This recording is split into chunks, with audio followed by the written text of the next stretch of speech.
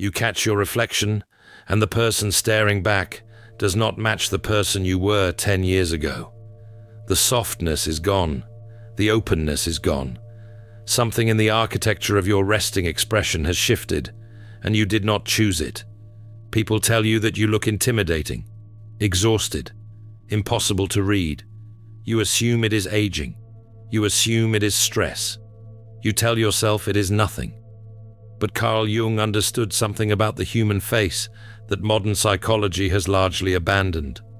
He understood that the psyche and the body are not separate systems, that what happens in the depths of the unconscious carves itself directly into the muscles, the gaze, the resting architecture of the physical face, and that severe psychological survival does not stay hidden inside the mind. It migrates outward. It writes itself across the skin. By the end of this video, you will understand the exact mechanism behind 7 visible signs that your expression has been permanently altered by what your psyche has endured. But this is not a comfortable revelation, because if the surface is mapping your internal history, it means your body is actively exposing the precise wounds your conscious mind has spent years trying to bury. Strangers avoid making eye contact with you. It does not happen with everyone. But it happens often enough that you have noticed the pattern. People meet your gaze and something in them flinches. They glance away. They shift their weight. They change the subject or fill the silence with a nervous laugh. You are not glaring at them. You are not trying to project anything. You are simply looking at them. And yet, something in the way you look at them makes them deeply uncomfortable. People have called it intense, heavy, penetrating. Some have told you directly that you are intimidating, that your resting face projects a kind of severity you never intended. And every time you hear this, you feel the same quiet sting, because you are not trying to be frightening. You are carrying the weight of something that happened to you, and the weight has settled behind your eyes where the world can see it. Jung identified this phenomenon with a precision that should stop you where you stand. In Civilization in Transition, he was analyzing a woman who had experienced a shattering encounter with the unconscious, and what he observed was not metaphorical. He wrote that even her facial expression was altered, burnt by it. He said this recalls not only the changed face of Moses, but also that of Brother Klaus after his terrifying vision of God. And then he delivered the line that matters most. He said it points to an indelible experience whose traces remain visible to others because it has brought about a demonstrable change in the entire personality. Indelible, not temporary, not cosmetic, permanent. Jung was not speaking poetically. He was observing that certain encounters with the depths of the psyche leave a literal physical mark on the human face, the way a branding iron leaves a mark on skin. The fire does not need to touch the outside of the body. If the inner fire is hot enough, the burn shows through anyway, and the people around you can read it. Not consciously, they cannot name what they see, but their nervous systems register something in your gaze that tells them you have descended into a place they have never been. And the instinct of the collective herd, when confronted with someone who carries that kind of mark, is to shrink back. You are not intimidating because of your personality. You are intimidating because your eyes carry evidence of an indelible experience, and normal people can feel the heat of that experience without understanding what they are sensing. And here is the part that people who carry this mark rarely discuss. You can feel it yourself. You have stood in front of a mirror on a quiet evening, expression at rest, and you have seen it staring back at you, a gravity in the eyes that was not there before, a heaviness in the set of the jaw that arrived sometime. During the worst year of your life and never left, you did not choose this expression. It was assigned to you by the experience that burnt its way through your psyche, and it became permanent because the experience itself was permanent. The event ended. The indelible trace did not. But the way your expression shifts in the exact moment a crisis returns is even more revealing. Because when that darkness revisits you, what happens to the surface is not fear. It does something far more unsettling. A severe argument breaks out. Someone is screaming. The room is full of adrenaline and raised voices, and the sharp, electric charge of conflict that most people respond to with either fight or flight. You do neither. Your face goes completely rigid. Your spine straightens. Your eyes take on a strange, glassy shine. And your voice, if you speak at all, drops into a register so flat and so controlled that it unnerves everyone more than the screaming did. You are watching the chaos, but you are watching it from a vast distance, as if the scene is playing on a television in another room. People have told you this is terrifying, that your calm is more frightening than the anger, that when your face goes blank like that, they cannot reach you. Jung observed this exact phenomenon in his earliest clinical work. In Psychiatric Studies, he documented a young woman identified only as SW, who slipped into semi-somnambulistic states under extreme psychological pressure. What he noted was not the content of her trance, it was the physical transformation that overtook her. He wrote that what was especially noticeable in this state was the rigid expression of the face, the shining eyes, and a certain dignity and stateliness of movement. He observed that in this condition, she was herself, or rather her somnambulist ego. She was fully oriented to the external world, but seemed to have one foot in her dream world. That phrase, a certain dignity and stateliness, captures something no other psychologist has ever named so precisely. It is the uncanny composure that descends upon certain people when the threat level exceeds what the conscious personality can bear. Your everyday self checks out, and something older, colder, and far more ancient takes the controls. You are not staying calm. You are dissociating. Your psyche is removing your conscious ego from the cockpit of the body and handing the controls to a version of you that was built for survival, not for social pleasantries.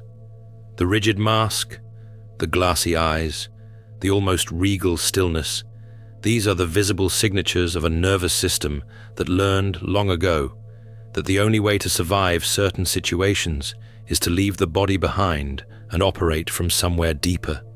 And the people who call your calm scary are right to be unsettled. They are witnessing a presence that belongs to a different layer of the psyche than the one they were speaking to a moment ago. They are encountering the somnambulist ego, and it is gazing back at them with a clarity and a detachment that the conscious personality could never achieve. You have probably noticed that you cannot remember parts of these episodes clearly afterward. The details are blurred, as if you were watching through frosted glass, and yet during the event itself, your perception was sharper than it had ever been, your voice steadier, your physical bearing more controlled than at any other moment in your life. That paradox, total control, paired with total absence, is the signature of a psyche that has built a secondary operating system specifically for moments when the primary one cannot survive the input. But no matter how perfectly you construct this rigid mask, there are tiny, involuntary fractures that betray what is happening underneath, and these fractures are the next sign. You pride yourself on your composure. You have spent years perfecting the ability to absorb a blow without flinching, to hear something devastating and respond with measured, even speech. Your poker face is, as far as you are concerned, flawless. And then someone hits the exact wrong nerve, a specific word, a certain tone of voice, a particular look that mirrors something from a relationship you thought you had processed and buried.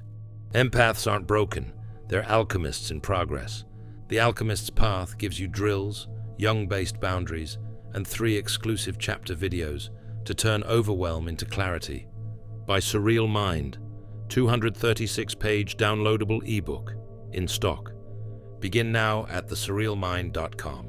And before your deliberate self can intervene, your body answers. Your cheek twitches, Your jaw clenches a fraction of a millimeter. Your gaze snaps to the left for a tenth of a second before you drag it back. Your breathing pattern shifts so subtly that you would not notice it yourself, but the person across from you notices. They always notice. And you hate yourself for it.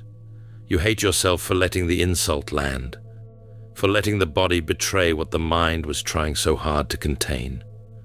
You walk away from that interaction replaying the moment the crack appeared, wondering who saw it, wondering what they now know about you that you never intended to reveal. Jung proved in his association experiments that this is not a failure of willpower, it is an inevitability of the psyche's structure. In his experimental researches, he laid out the mechanism with ruthless clarity. He wrote that we act as our psychological past, that is, as our cerebral organization dictates. For this reason, he said, we are bound to expose ourselves in the association experiment in exactly the same way as we do in our handwriting. Bound, not inclined, not likely. Bound. What Jung discovered in his word association experiments was that the body cannot be silenced when a complex is struck. He would read a stimulus word to a patient, and if that word happened to touch a repressed emotional cluster, the patient's response time would spike, their galvanic skin response would shift, their breathing would change, and their face would betray the exact location of the wound before a single conscious thought could form. The patient was not choosing to react. The complex was reacting through the patient, hijacking the body's involuntary systems to announce itself. Your conscious will is not the master of your physical reactions. When a feeling-toned complex is activated, when someone touches the buried wound with the right combination of words and tone, the body responds before the ego can intervene. The twitch, the clenched jaw, the darting gaze, these are not signs of weakness. They are the complex itself, breaking through the surface of your composure and announcing its presence to anyone paying close enough attention. Your face is, in this regard, a traitor. It is broadcasting the exact location of your deepest psychological vulnerability to the outside world, and no amount of rehearsed composure can prevent it. Your body is answering questions that your waking mind refuses to acknowledge, and the more you try to suppress these micro-betrayals, the more energy it costs you to hold the mask in place. What happens when you try to force your face to hide these fractures is the most exhausting part of all, because to cover up the involuntary truth, you engineer an entirely false facial performance that drains your life force by the hour. You smile when people approach you, automatically, reflexively. The muscles in your cheeks fire before you have made any conscious decision to be pleasant. You nod at the right moments. You laugh at the right moments. You mirror the energy of whoever is speaking to you. They walk away thinking you are warm, open, approachable. And you walk away feeling like you just performed surgery on your own soul. The smile never reaches your eyes. You know this. You have seen it in photographs. The strange disconnect between the lower half of your face performing friendliness and the upper half broadcasting something closer to exhaustion or grief, or the particular vacancy that comes from having been absent from your own body for so long that you can no longer remember what a genuine expression feels like. Jung had a name for this performance. He called it the persona. In 2 essays on analytical psychology, he described it as a mask of the collective psyche, a mask that feigns individuality, making others and oneself believe that one is individual, whereas one is simply acting a role through which the collective psyche speaks. That friendly exterior is not you. It is a survival mechanism that you constructed, probably in childhood, probably in response to an environment where your real emotional state was either unsafe to express or actively punished.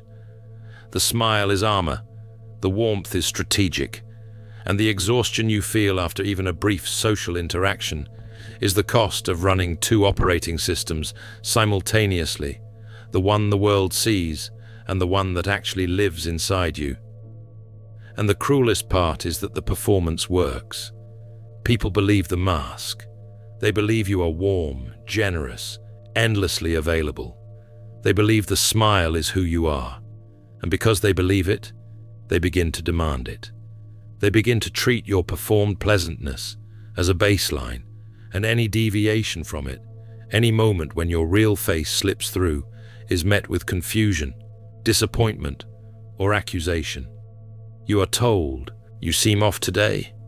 You are asked what is wrong, and the honest answer, which is that nothing is wrong, that the mask simply slipped for a moment, and what they saw was your actual face, is an answer you can never give, because giving it would collapse the entire architecture of the relationship.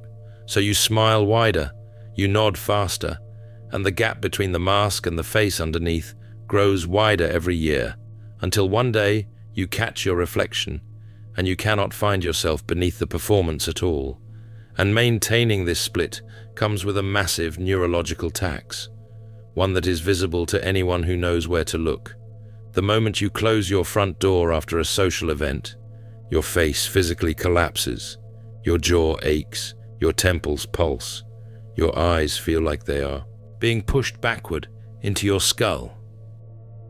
You glance at your reflection and see someone who appears to have aged 5 years in the span of a 3-hour dinner party. The lines are deeper, the skin is heavier. The overall impression is that of a person who has been running at full capacity for days, not someone who spent an evening making polite conversation. People who do not share this trait assume you are exaggerating. They assume you are introverted or antisocial, or simply unwilling to put in the effort that social life requires. They do not understand that you are putting in more effort than anyone else in the room. Clinical research has confirmed what Jung intuited a century ago about the introverted, deeply processing temperament.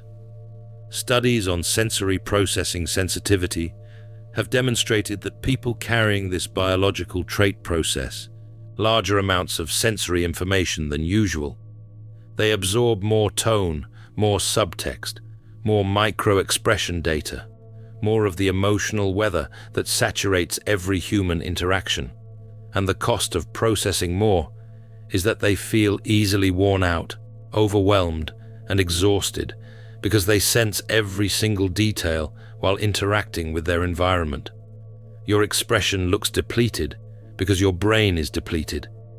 You are paying a neurological tax that no one around you is paying, translating a volume of sensory data that the people beside you were biologically built to filter out. They were not ignoring the tension in the room. They were incapable of detecting it.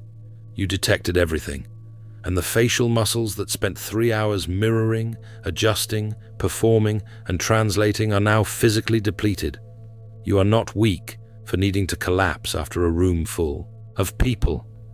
Your system was running at a resolution it was never designed to sustain for that long. And this is the part that should bring you a strange kind of relief. The exhaustion is not in your head. It is measurable. It is biological. It is the direct consequence of a nervous system that was built to absorb information at a depth that the people around you were never wired to reach. The co-worker who spent the same 3 hours at the same dinner party and left energized was not tougher than you.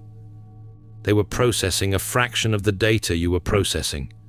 They did not notice the tension between the couple across the table.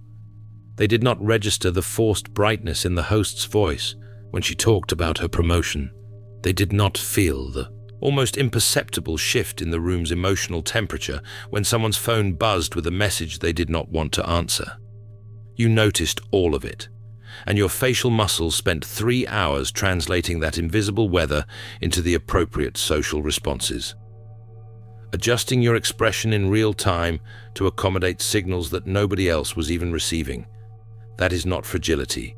That is a biological cost that your environment was never designed to reimburse.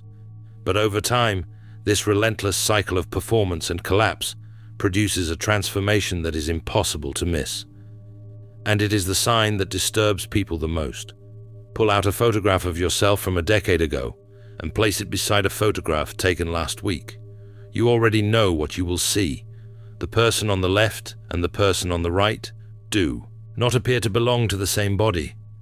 One face is soft, open, unguarded.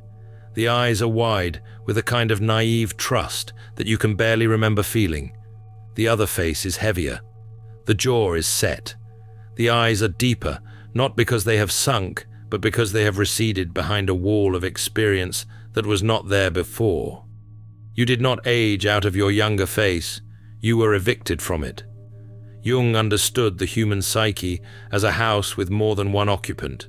In his lectures and interviews, compiled in C.G. Jung Speaking, he described the reality that two souls live in every person. The tension between the personal history and the deeper layers of the collective unconscious forces the physical body to adapt as the individual undergoes extreme psychological transformation. And what Jung articulated in Psychological Types completes the picture. He posed the question directly: what are the bodily correlatives of a given psychic condition? And he answered that there are any number of paths leading from outside inwards, from the physical to the psychic, and that research must follow this direction until the elementary psychic facts are established. The bodily correlatives. Your face is not a passive surface. It is a correlative, a physical document of your psychic condition. And when that condition undergoes a seismic shift, when the naive self dies so that the hardened self can protect the body, the face records the transition with the same fidelity that a seismograph records an earthquake. You did not lose your beauty. You exchanged one set of features for another, the open countenance of a person who had not, yet survived for the guarded architecture of a person who has. And the dissonance you feel looking at old photographs is not vanity. It is the grief of recognizing a self that had to be sacrificed so that the one standing here today could exist. And if you look closely at the transition point between those two faces, you will usually find a single event, a single year, sometimes a single night, where the shift occurred. A relationship that nearly destroyed you. A betrayal that rewired your understanding of trust. A loss so total that your nervous system reorganized itself around the absence. The open expression did not fade gradually. It was replaced, rapidly, by a hardened exterior built for a world the younger self never imagined existed. People who knew you before and know you now can feel the difference even if they cannot articulate it. They say things like, "You seem different," or "You have changed," or "I miss the old you." And what they are really saying, without knowing it, is that they are seeing a surface that has been restructured by psychological experience so profound that it altered the bodily correlatives Jung described. They are witnessing individuation written in skin and bone, whether they recognize it or not. There is a version of this story where you spend the rest of your life apologizing for your face, softening it for strangers, smiling wider to make the herd comfortable, explaining for the 1,000th time that you are not angry, not unapproachable, not cold. That you are holding something they cannot see, and the weight of it has settled into the only surface the world has access to. You could do that, or you could stop. Your intimidating gaze is not a defect. It is the visible evidence that you descended into a psychological depth that most people will never reach, and you came back. Your rigid composure during conflict is not dysfunction. It is a survival architecture that your psyche built to protect you when no one else would. Your micro-betrayals, the twitch, the clenched jaw, the darting glance, are not weaknesses. They are your complexes demanding to be acknowledged rather than buried. Your hollow smile is not a personality flaw. It is a persona that kept you alive in environments that would have destroyed the unmasked self. Your depleted expression, after 3 hours of absorbing the invisible weather of a room, is not fragility. It is the cost of a perceptual capacity that the world is not organized to support. And the two faces in those photographs, the soft one and the hard one, are not a loss. They are a record of individuation in motion. The unguarded self had to die so that the conscious one could be born. Jung did not pity the person who carried these marks. He saw them as evidence of a psyche that had encountered the numinous and refused to be destroyed by it. The changed face of Moses, the burnt visage of Brother Klaus. These were not disfigurements. They were initiations. You did not lose anything. You earned the countenance you are wearing now, and the stillness that unsettles everyone around you is not the stillness of someone who has stopped feeling. It is the stillness of someone who has felt everything and remained. That is sovereign stillness. And it does not owe anyone an apology. If your face carries the evidence of what your psyche has survived, you are not alone in that recognition. And there is more to understand about the psychological architecture beneath these signs. In The Alchemist's Path, perception training for empaths, you'll turn overwhelm into wisdom with practical drills, Jung-inspired boundaries, and step-by-step perception training. This guide includes 3 exclusive chapter videos to deepen each lesson. Written by Surreal Mind, 236 pages, beautifully designed 8.5 by 11 downloadable ebook, in stock now. Start your training today. Feel deeply while thinking clearly. Get The Alchemist's Path at thesurrealmind.com.